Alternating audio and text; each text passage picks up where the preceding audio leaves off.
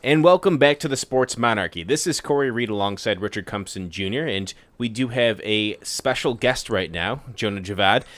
We thank you for coming on, especially after this week I imagine had to be pretty busy. Yeah, thanks for having me, guys. It's been a weird week, but we're enjoying it. Trying to have fun with everything. It's kind of my motto. Yeah, exactly. And you had a lot of fun at, I guess, Stephon Gilmore's expense on WGRZ Channel 2 on Monday. What happened when you saw that tweet? Were you automatically thinking you were going to make a story about it right off the bat? No, I mean, I saw the tweet, and I mean, my instinct was probably similar to a lot of people that saw it. Not everybody, but a lot of people.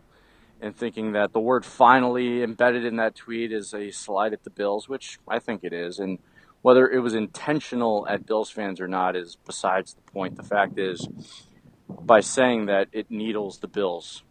And so my inference of that was it's a bit of a slight. So I just wanted to have fun with it. We know Stephon Gilmore is not the most beloved of former Bills. We're not saying that he's hated by any stretch, but he was a polarizing figure in Buffalo. There were a lot of people, a lot of Bills fans that didn't really think he was that good. So we thought it would be fun to just kind of do something along those lines. And did I expect this to blow up the way it did? Certainly not. Most of the things I do, I don't expect that to happen. I don't go in with an agenda. I just go in with, trying to do things differently and have fun. But I can't control what gets spread around like that. Yeah, I mean, we were actually talking about it. This has to be the your biggest thing out there, huh? Yeah, maybe. As far as like I don't social know. interaction wise. Yeah, probably. I mean, I've done stuff in the past, but this is probably the most universal type thing. I mean, I did the whole "is a hot dog a sandwich," and that didn't That was originate polarizing. from me, but I definitely catalyst or helped kind of spur that whole debate in the Bills locker room, which then led to it being a national discussion. I didn't start it, but I definitely helped that along, and there's been some other random stuff along the way. But I don't know. I seem to have a knack for finding my name in the tabloids for whatever damn reason. You give the news and you make the news. It's pretty impressive, actually.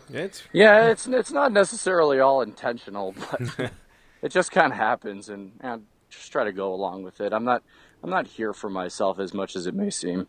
So, who burned Stephon Gilmore more, you or Chris Hogan? Ooh, that's a good question.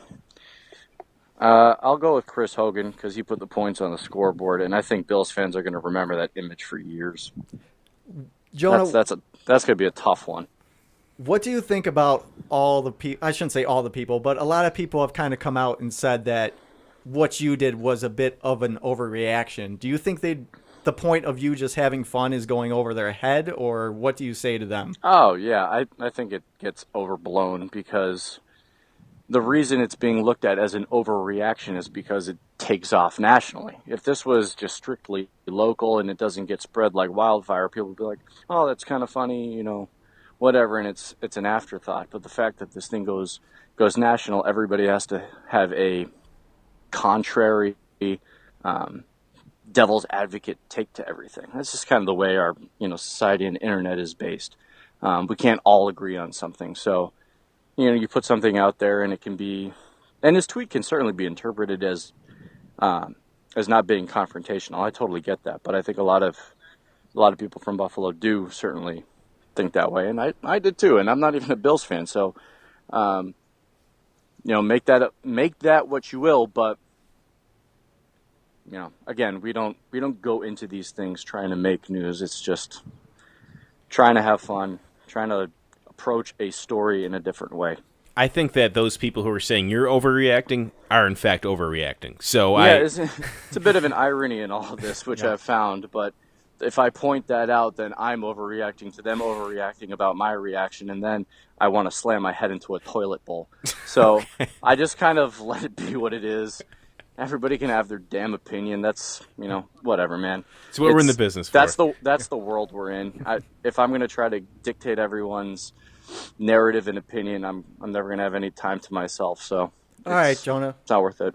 Thanks a lot for joining us. We know you're obviously busy, so we'll let you go. Maybe you'll make some news soon, and we'll have you back talking about another controversial news segment. I hope not. But go get a hole. You kind of hope so. Go get a hole in one and get it filmed, and then that'll be a pretty big. Yeah, news. then we'll have you back for that.